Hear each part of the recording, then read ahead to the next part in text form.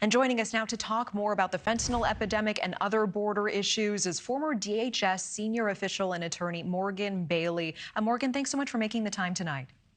Thank you. It's a pleasure to be here. So VP Kamala Harris made this first border visit of her presidential campaign just a couple days ago. Do you think she successfully sold herself as a tough-on border security candidate?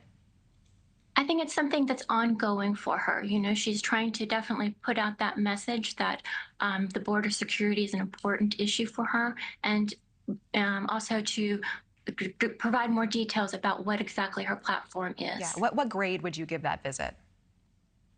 Well, that's hard to say. I think that the voters will make that decision in about 5 weeks in terms of the grade of whether or not she succeeded or not.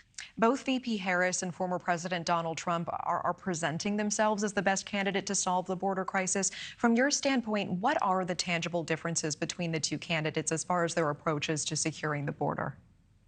You know, they both emphasize that border security is important, but they do have really vastly different visions of what that means.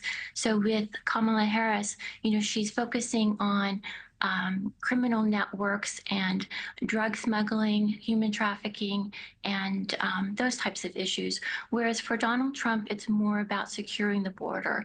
You know, he talks about mass deportations and building a wall. So I think that both are talking about border security, but they have different visions in terms of what they view that means. Regardless of who wins the election and which policies are adopted, what are the chief challenges for DHS once a new president is sworn in?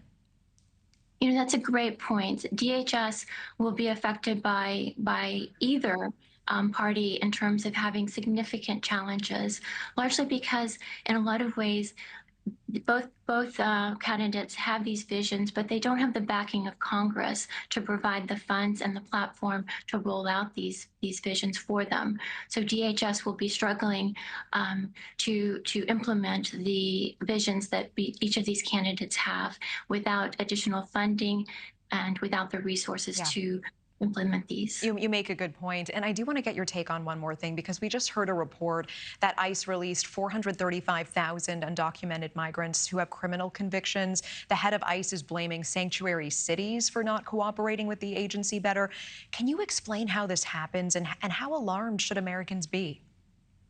You know, I heard recently that that report actually includes individuals from decades ago as well, and that there may be some aspect that some of these individuals may be incarcerated. So I think that we need more information about that report before making a judgment in terms of what those numbers actually how those numbers should be interpreted. Okay, I appreciate your fairness. Morgan Bailey, thank you for your time tonight.